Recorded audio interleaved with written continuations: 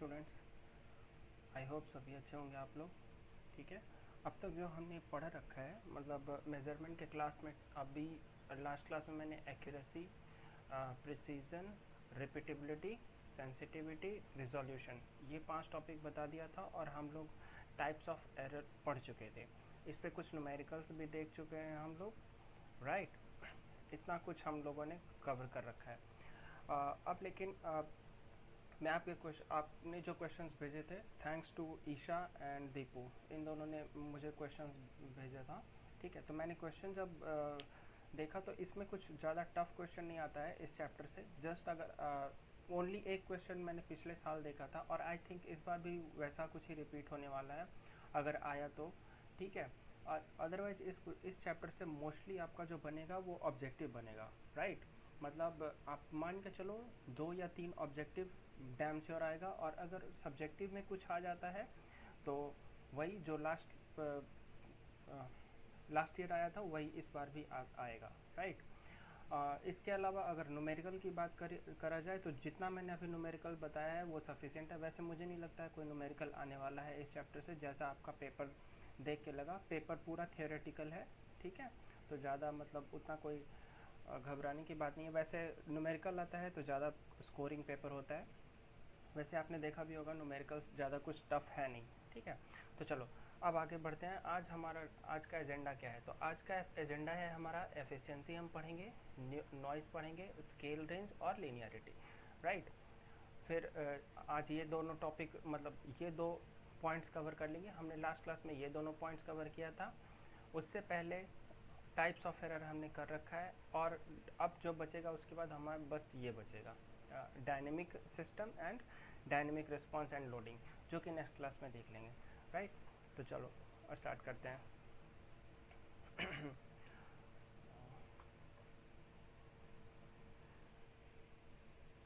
आज के एजेंडे में है हमारा, जैसे कि मैंने आपको बोला, क्या एक तो एफिशिएंसी है, noise, scale range and linearity. सबको एक एक करके देखेंगे कि ये होता क्या है।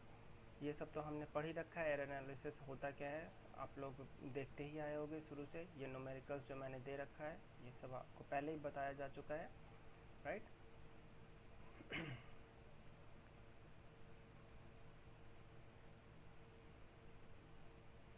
एक्यूरेसी लास्ट क्लास में पढ़ लिया था, प्रिसीजन, सेंसिटिविटी, रिजोल्यूशन, ये सब पढ़ते हैं। हाँ, आज जो हमें पढ़ना है ये एफिशिएंसी पढ़ना है, राइट। तो चलो पहले जैसा कि मैं करता हूँ, पहले टॉपिक पढ़ाने से पहले कुछ समझाते हैं आप लोगों को, राइट।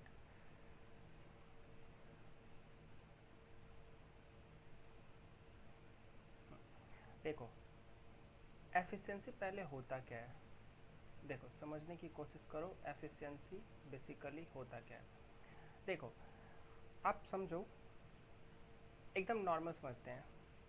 अब जैसे कोई भी इंस्ट्रूमेंट होता है तो उसमें कुछ इनपुट दोगे आप। जैसे मान लो यहाँ पे आपका कोई डिवाइस है, ठीक है, ये कोई आपका डिवाइस है, राइट। इसमें आप कुछ इनपुट दोगे और इसके करस्पॉन्डिंगली आपके पास कुछ आउटपुट आएगा, राइट। इतना तो सही है, ठीक हो, क्लियर है। कहने का मतलब है आप इनपुट दे रहे हो कुछ और उसके रिस्पेक्ट में आउटपुट आएगा, राइट।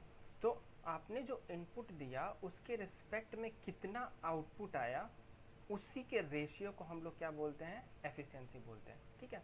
चलो ये तो कुछ टेक्निकल हो गया, मैं समझाता हूँ आपको एकदम नॉर्मल लेमन लैंग्वेज में होता क्या है।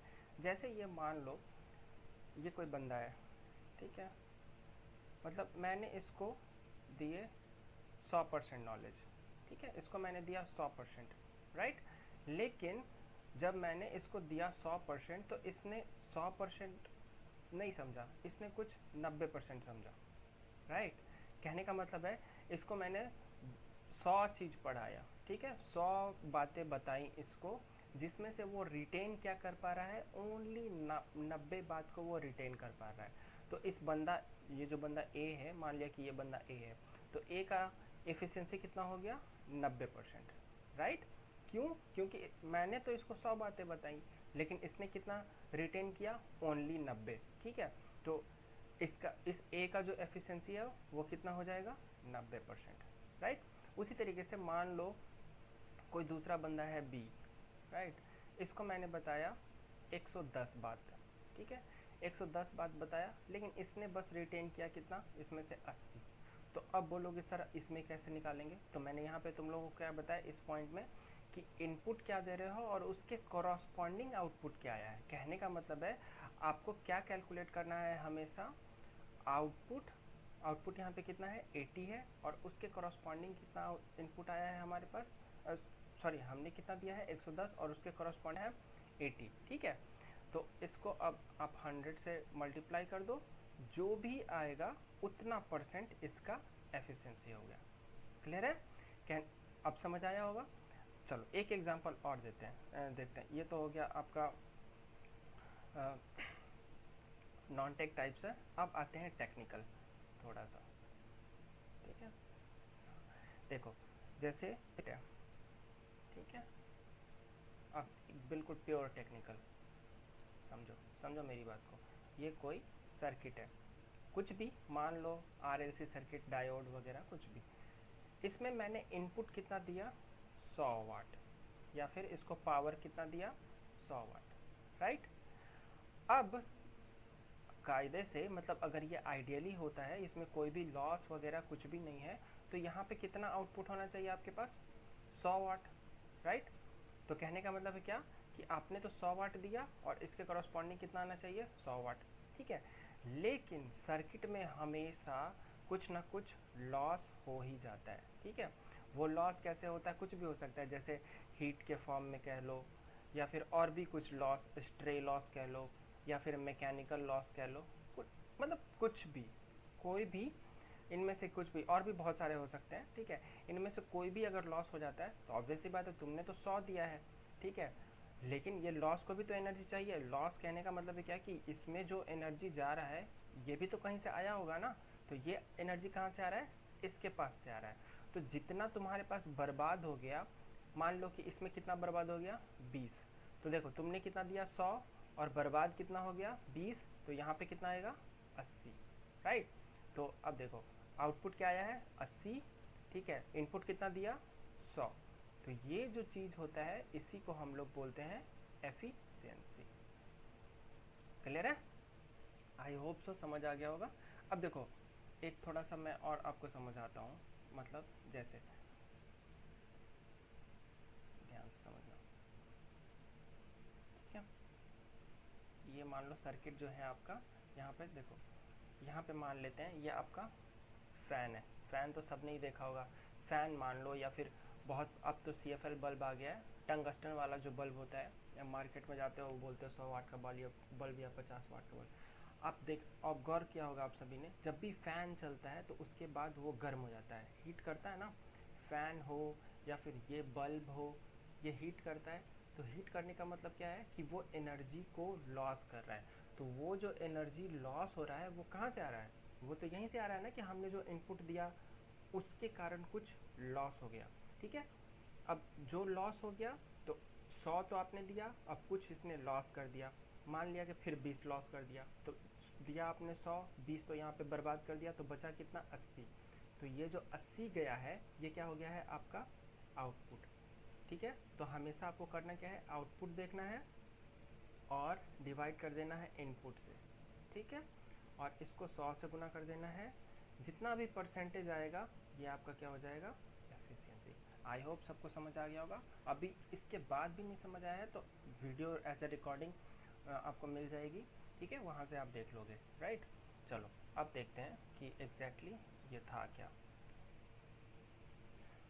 हाँ देखो, ठीक है, तो देखो पढ़ो यहाँ पे, अब समझ आ गया। एफिशिएंसी ऑफ ए सिस्टम, कोई भी मतलब इलेक्ट्रॉनिक हो या फिर इलेक्ट्रिकल हो, इलेक्ट्रॉनिक कुछ भी कह सकते हो, जैसे मोबाइल हो गया, मोबाइल भी आप चलाते हो तो हीट करता है। ठीक है, तो वो जो हीट कर रहा है वो तो अब आप चाहोगे क्या कि आपका मोबाइल हीट करे, लेकिन नहीं, लेकिन फिर भी हीट करता है। ठीक है, वो जो हीट कर रहा है विच मीन्स कि उसमें लॉसेस बढ़ गए हैं। ठीक है, देखते हो जैसे पुराना होते जाता है मोबाइल, वो ज़्यादा हीट करने लग जाता है, क्यों, क्योंकि टाइम के साथ उसमें लॉसेस बढ़ जाता है। ठीक है, अब लॉसेस बढ़ रहा है तो इसका मतलब है क्या कि उसका एफिशिएंसी जो है वो डिक्रीज करेगा, राइट।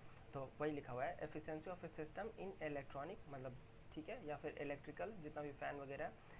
यूजफुल पावर आपने कितना दिया है, जो दिया इनपुट, ठीक है, और डिवाइडेड बाय, मतलब इनपुट आपने दिया है और उसमें से आपने मतलब यूज कितना हुआ है, आप थोड़ी ना यूज करोगे, मतलब आपका जो डिवाइस है वो उसने कितना यूज किया है। आपने तो जैसे अब तक मैंने जो एग्जांपल लिया है उसमें कितना बताया आपको, 100 वाट, तो 100 वाट तो आपने दिया इनपुट, लेकिन इसमें से इसने कितना यूज किया है, ओनली 80 वाट, ठीक है।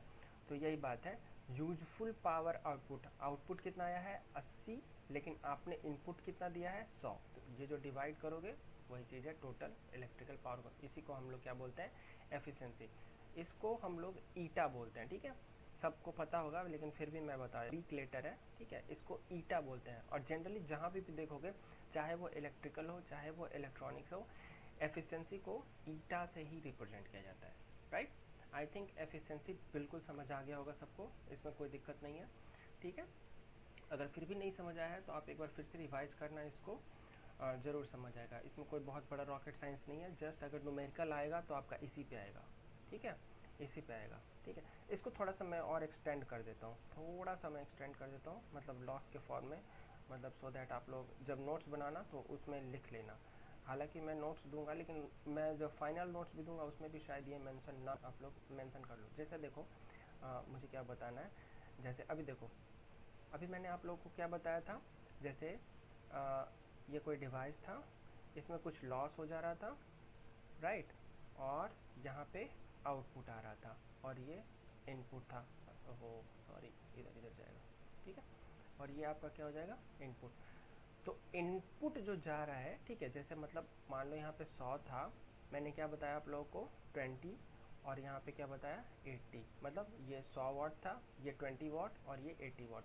तो देखो 80 प्लस 20 को आप जोड़ोगे तो कितना आ रहा है, 100 आ रहा है ना। तो कहने का मतलब है इनपुट को, और क्या आप लिख सकते हो, इनपुट को आप क्या लिख सकते हो, आउटपुट प्लस लॉस, और ऊपर में क्या रहेगा, आउटपुट, ठीक है।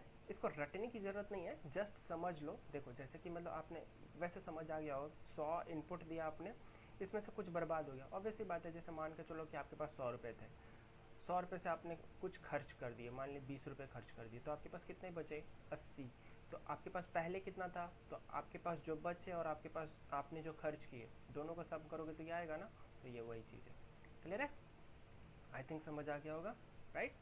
तो ये चीज़ है। या फिर इसको और क्या लिख सकते हो, अगर ऊपर में इनपुट लिखना चाहो तो उसको क्या लिख सकते हो, आउटपुट। अब देखो जैसे आउटपुट को चाहो तो आउटपुट क्या लिख सकते हो, जैसे अब 80 आउटपुट है, मतलब आपके पास कितने बचे, ये आपने सेव कर लिए, ठीक है।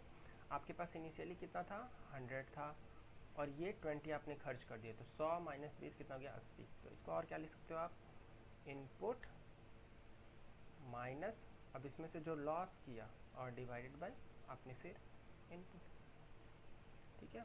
ये जो चैप्टर में होता है ये भी एक तरीके से, देखो बेसिकली आपको ये वाला मेन इंपॉर्टेंट रखना है, ये जस्ट मैंने बता दिया, आगे चलकर अगर किसी और सब्जेक्ट में आपके काम आए तो वहाँ पे आप ये यूज कर सकते हो, राइट। अदरवाइज आपको बस ये याद रखना है, ये सब इसी के थ्रू आया है, राइट, ठीक है। तो आई थिंक इफिशिएंसी समझ आ गया होगा, ठीक है। चलो नेक्स्ट देखते हैं। अब आते हैं नॉइज़। नॉइज़ क्या होता है, ठीक है, पहले देखो समझो, पहले नॉइज़ एज इट इज़ जो मेरा है,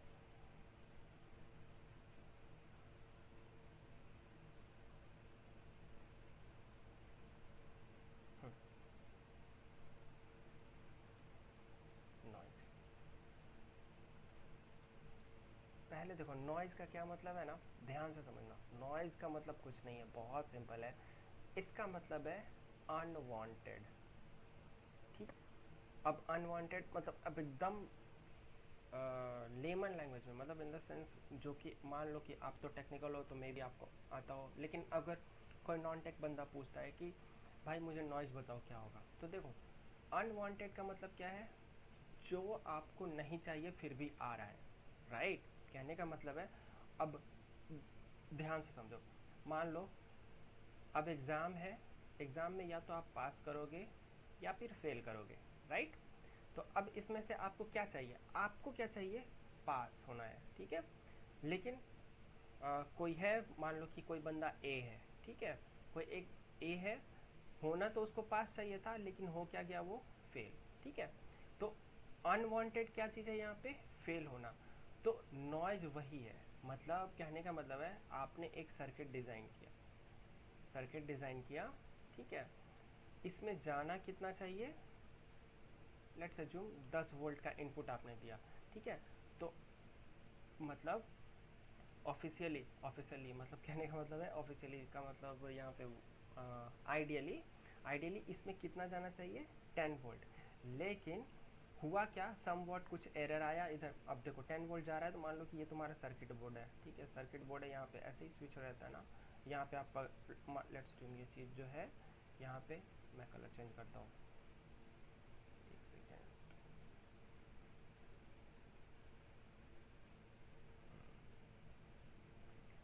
ठीक, यहाँ पे ऐसे प्लग इंसर्ट करते हो, ठीक है। आपने प्लग इंसर्ट किया और इससे गया कितना 10 वोल्ट। आपको कितना चाहिए था 10 वोल्ट, लेकिन कुछ एरर के कारण हुआ क्या कि यहाँ से आपको 9 वोल्ट ही मिल रहा है, ठीक है। तो आपको तो कितना चाहिए था 10 वोल्ट, लेकिन 9 वोल्ट आ रहा है, यानी कि समवट कुछ अनवांटेड काम हुआ होगा यहाँ पे। मतलब यहाँ नहीं, यहाँ पे मतलब यहाँ पे कुछ अनवांटेड काम हुआ होगा, तभी तो यहाँ पे 9 वोल्ट जा रहा है ना, ठीक है। तो ये जो अनवांटेड सिग्नल आ गया है 9 वोल्ट, ठीक है, इस चीज़ को ही हम नॉइज बोलते हैं। मतलब जो डिज़ायर्ड नहीं था, मतलब जो आपको चाहिए था, मतलब आपको डिज़ायर्ड तो कितना था 10 वोल्ट, लेकिन किसी कारण से आपको कितना मिल रहा है 9 वोल्ट। तो ये जो 1 वोल्ट का रिडक्शन हुआ है, जिस कारण से भी हुआ हो, उससे आपको लेना देना नहीं है। ये आपको इस सब्जेक्ट में इससे लेना देना नहीं है कि ये 1 वोल्ट गया कहाँ। आपको जस्ट ये मतलब है कि ये 1 वोल्ट जो था अनवांटेड कहीं पे चला गया, ठीक है। तो इस चीज़ को जो हम लोग बोलते हैं नॉइज, ठीक है। ज़रूरी नहीं है कि मतलब 10 से 9 हो जाए, ये भी हो सकता है कि 10 से आपका 11 वोल्ट भी हो जाए। तो ये जो 1 वोल्ट एक्स्ट्रा आया है, तो ये भी आपका अनवांटेड है। तो जो भी चीज़ अनवांटेड है, उस चीज़ को हम लोग क्या बोलते हैं नॉइज सिग्नल, ठीक है। मतलब जो नहीं चाहिए था फिर भी वो हो रहा है। आपको होना क्या चाहिए था, यहाँ पे वोल्ट होना चाहिए था, लेकिन हो क्या रहा है, या तो इससे कम हो रहा है या तो इससे ज़्यादा हो रहा है, राइट। तो ये जो अनवांटेड थिंग हो रहा है सर्किट के साथ, इस तो वो जिस भी सिग्नल के कारण हो रहा है, उस चीज़ को हम लोग क्या बोलते हैं noise, right. I think so सभी को समझ आ गया होगा। अगर नहीं समझ आया तो एक बार फिर से आप देखिएगा, मैंने बड़े अच्छे से समझाया है, एकदम लेमन लैंग्वेज में कोशिश किया है समझाने का। वैसे तो लाइव क्लास होगा ही कल, live class I mean to say Google class, Google Meet पे, राइट।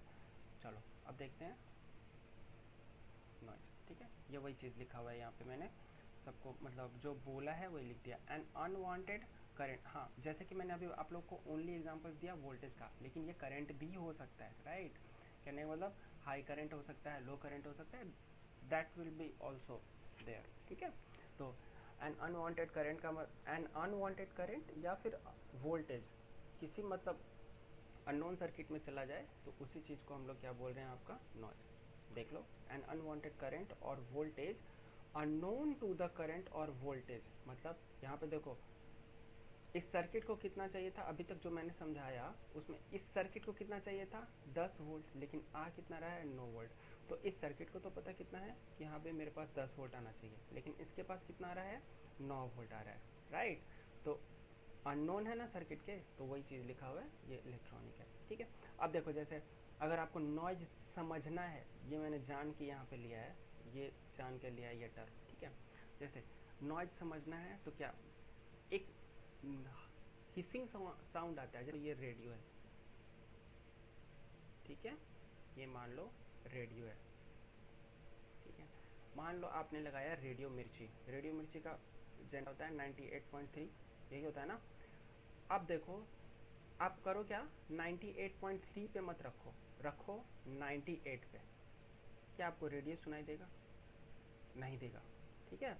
क्योंकि आपको कितना चाहिए था 98.3, राइट, लेकिन आपने कितना दिया है 98। इस टाइप इस जब 98 दोगे ना तो एक साउंड आता है, ठीक है। उस साउंड को या तो हम बोलते हैं, मतलब हम करके साउंड आएगा, या फिर हिसिंग साउंड आएगा। तो वो जो सिग्नल होता है ना, उसी चीज़ को हम लोग क्या बोल रहे हैं नॉइज बोल रहे हैं, राइट।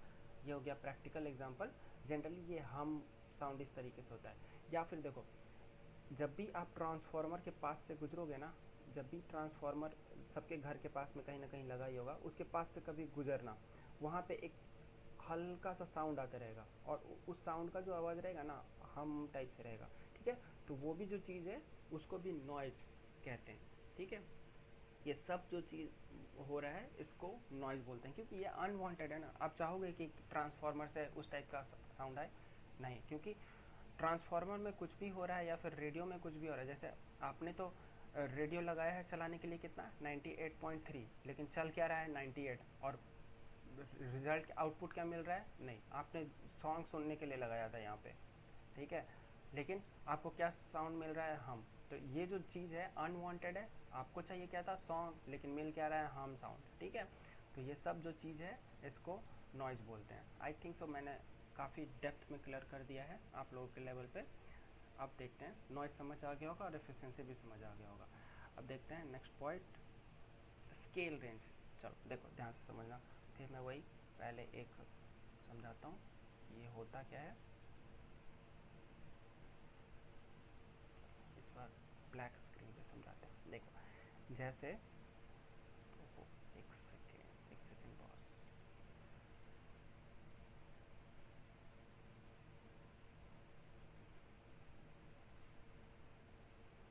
देखो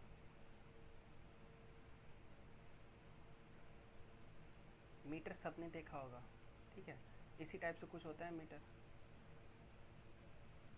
राइट। इसी टाइप से होता है ना, यहाँ पे कुछ जीरो रहेगा, फिर धीरे धीरे आगे बढ़ोगे, यहाँ पे कुछ 5 और भी कुछ हो सकता है, ठीक है। यहाँ पे 10, इस तरीके से। ये हो गया आपका 15। मैं ब्लैक आप लोग को पसंद नहीं है, वही कर देता हूँ।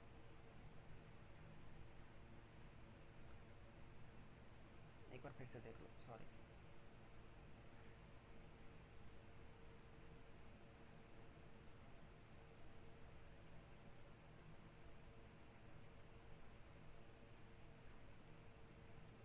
Sorry guys.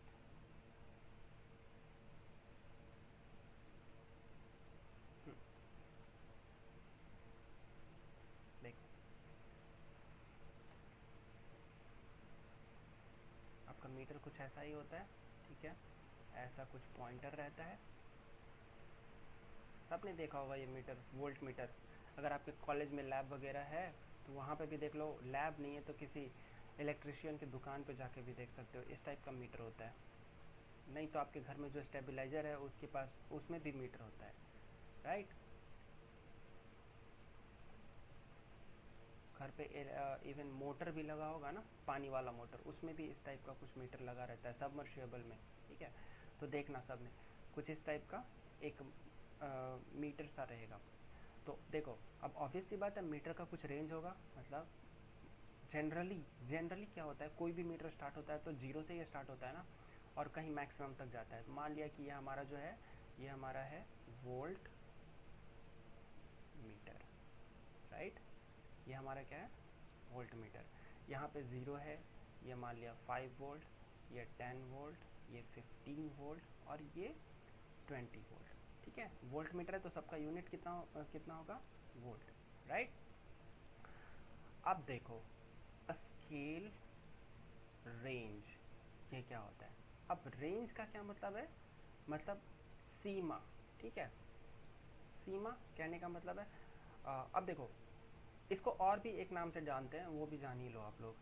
स्केल को स्पैन भी बोलते हैं, रेंज या फिर स्पैन, ठीक है, सेम ही चीज़ है। आप स्केल रेंज बोल दो या फिर स्पैन बोल दो, दोनों एक, राइट। देखो अब इसका क्या मतलब है, जैसे अब ये वोल्ट मीटर है तो इसका सीमा मैक्सिमम कहाँ तक जा सकता है? ये 20 वोल्ट तक मेजर कर सकता है। क्या मैं इससे 21 वोल्ट मेजर कर सकता हूँ? नहीं। क्यों? क्योंकि इसका लिमिट ही कहाँ तक है? ये 20 वोल्ट तक मेजर ही कर सकता है, तो 21 वोल्ट तो एनी हाउ नहीं मेजर करेगा, ठीक है, कुछ भी हो जाए नहीं मेजर करेगा, ठीक है। भले वो आपको यहाँ तक शो करेगा, राइट। कहने का मतलब है वो मैक्सिमम आके यहाँ पे ऐसे चला जाएगा, लेकिन आप ये थोड़ी ना बता सकते हो कि ये 20 वोल्ट मेजर कर रहा है, 21 वोल्ट। इवन 24 भी दोगे इस मीटर को तो ये क्या करेगा? यहाँ पे आ जाएगा, राइट। अगर इसकी कैपेसिटी होगी तो, अदरवाइज तो ये जल ही जाएगा। अगर ये इसका इतना भी कैपेसिटी नहीं है कि ये 1 वोल्ट एक्स्ट्रा झेल सके, तो ये पूरा का पूरा मीटर ही जल जाएगा, ठीक है।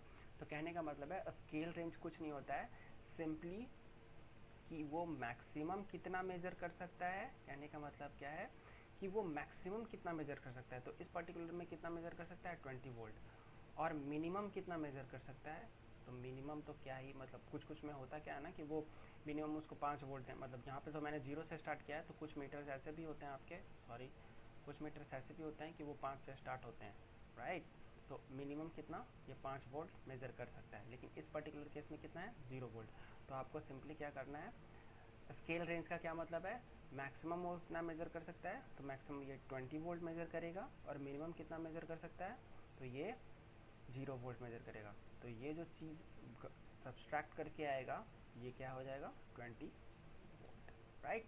आई थिंक सो सभी को समझ आ गया होगा कि स्केल रेंज क्या है, कुछ नहीं, सिंपल वो मैक्सिमम कितना मेजर कर सकता है एंड मिनिमम कितना मेजर कर सकता है, और मैक्सिमम को मिनिमम से सब्सट्रैक्ट कर दो, वही हो जाएगा आपका स्केल रेंज, राइट। ठीक है, आई थिंक सो समझ आया होगा सभी को। अब चलते हैं, देखते हैं ये क्या था स्केल रेंज। ये मैंने बता दिया अभी।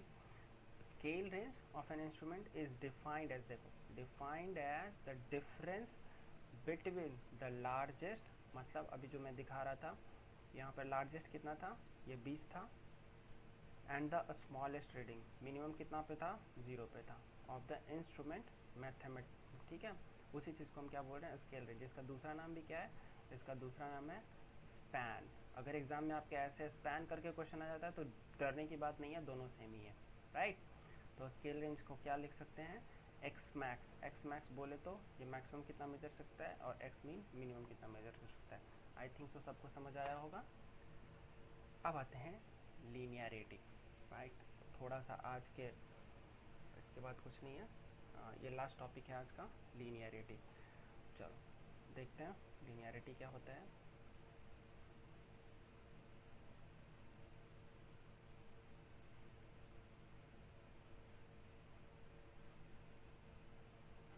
देखो लीनियरिटी,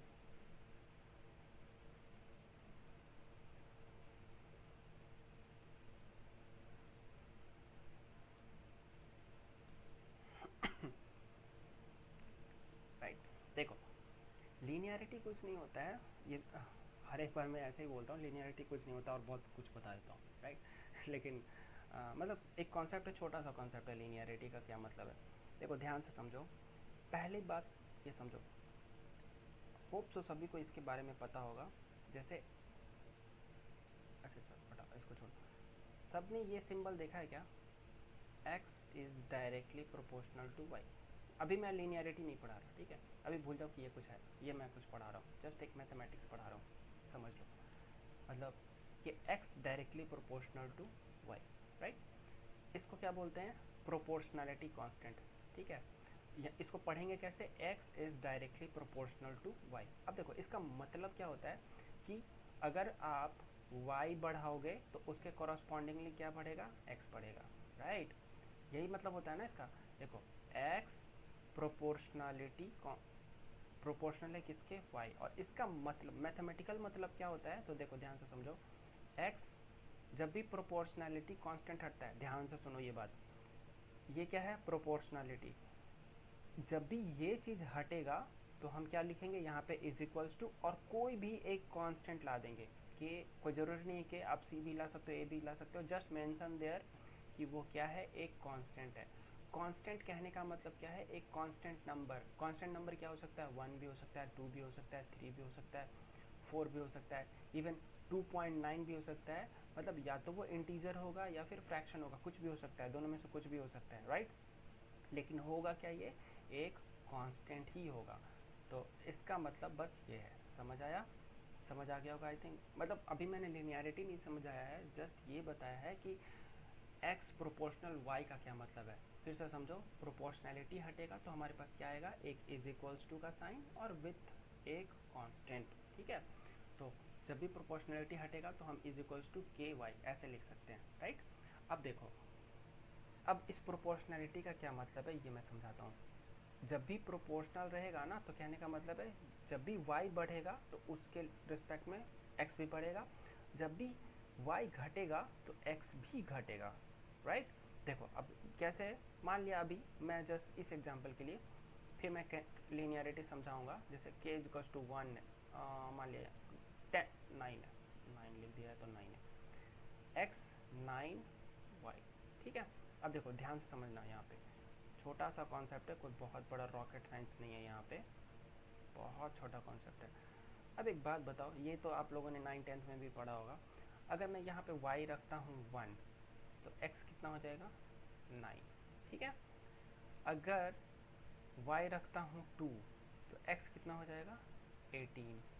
अगर y अगर 3 रखता हूँ तो ये कितना हो जाएगा 27। एक और लेते हैं, अगर x 4 रखेंगे तो यहाँ पे कितना हो जाएगा 36, राइट।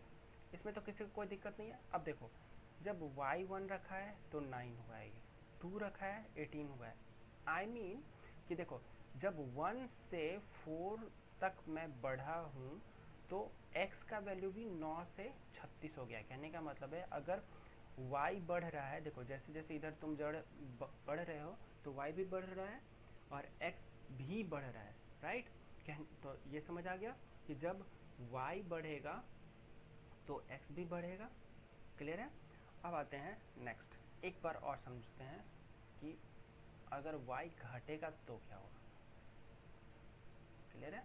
तो देखो जैसे अगर y की जगह मैंने रख दिया -1 तो ये कितना हो जाएगा -9।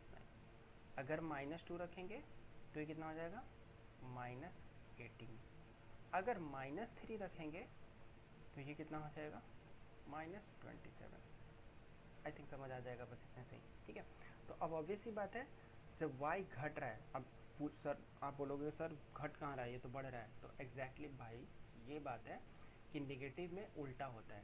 उल्टा होने का क्या मतलब है, जैसे माइनस कहने ये यूँ मान लो ना कि जैसे ये पुरुषोत्तम, क्लियर है। अगर -1 कहने का क्या मतलब है कि मेरे ऊपर 1 रुपये का कर्ज है। -2 कहने का मतलब क्या है, मेरे पास 2 रुपये का कर्ज है। -1 कहने का मतलब है मेरे पास से इतना जाएगा। तो ये तो ऑब्वियस ही बात है ना कि एक तो है 1 रुपये का कर्ज, एक है 2 रुपये का कर्ज। तो कहने का मतलब 2 रुपये का वाला कर्ज ज़्यादा बड़ा है, ठीक है। तो ये वाला वैल्यू जो है ये नीचे नीचे, ये वाला मैं कलर चेंज करूँ क्या, अच्छा ठीक है कलर चेंज करता हूँ, एक सेकेंड होल्ड करो।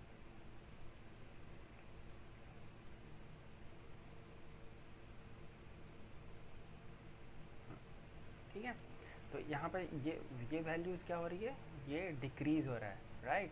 और यहाँ पे ये क्या हो रहा है, ये इंक्रीज़ हो रहा है। तो देखो जब y डिक्रीज़ हो रहा है तो x भी डिक्रीज़ हो रहा है, और जब y बढ़ रहा है तो x भी बढ़ रहा है, राइट। तो प्रोपोर्शनैलिटी का मतलब समझ आ गया होगा। अब एक चीज़ और भी आप गौर कर सकते हो, मतलब कांस्टेंट रेट से बढ़ रहा है या घट रहा है। यहाँ पे अगर तुम देखोगे तो यहाँ पे कितना बढ़ा है, 9 बढ़ा है। यहाँ पे भी कितना बढ़ा है, 9 ही बढ़ा है। और यहाँ पे भी कितना बढ़ा है, 9 ही। सेम केस यहाँ पे भी है, अगर घटा भी है तो 9 ही घटा है, यहाँ पे भी 9 ही घटा है, ठीक है, क्लियर है। आई थिंक सो मैंने मतलब इस प्रोपोर्शनैलिटी का मतलब समझा दिया है, ठीक है। तो अब देखो एक सेकेंड मैं स्क्रीन को क्लियर कर दूँ।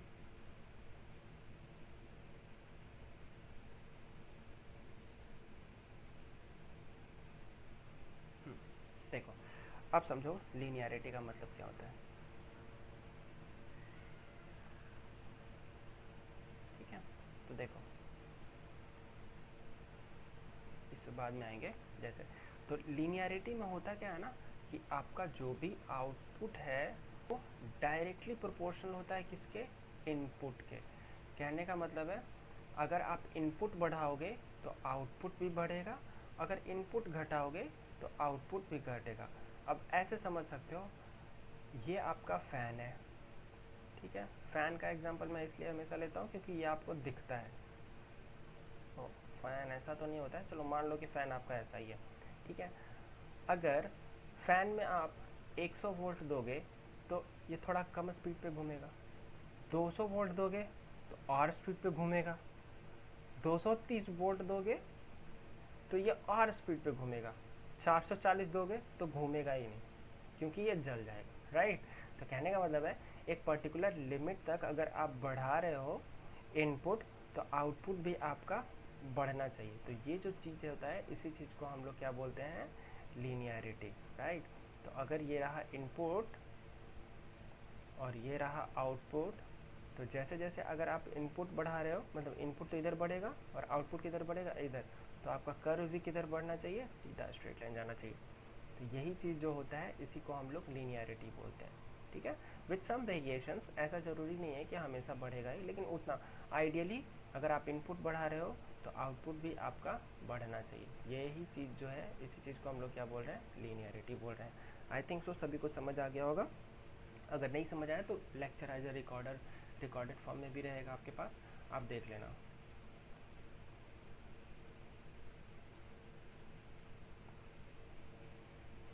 ठीक है, यही कुछ ये सब लिखा हुआ है मैंने। A measurement system is said to follow linearity if it follows principle of linearity. कहने का मतलब input is directly proportional to output, बस यही आपको देखना है, राइट। ओहो, उल्टा लिख दिया आई थिंक सो यहाँ पे, output is directly proportional to input होना चाहिए, ठीक है। बस यही है और कुछ नहीं है, मतलब output is directly proportional to input, उल्टा लिख दिया है यहाँ पे, ठीक है। ये कहने का मतलब है कि अगर आप इनपुट इंक्रीज करोगे या डिक्रीज करोगे तो आउटपुट भी उसी के करस्पॉन्डिंगली आपका इंक्रीज या फिर डिक्रीज करेगा। आई होप ये चारों पांचों पॉइंट जो मैंने बताया आप लोगों को समझ आया होगा। अगर नहीं समझ आया तो एक बार फिर से आप लोग देखना, ज़रूर समझ आ जाएगा, कोई इसमें रॉकेट साइंस नहीं है, ठीक है। थैंक यू, आज के लेक्चर के लिए इतना ही है। Thank you very much.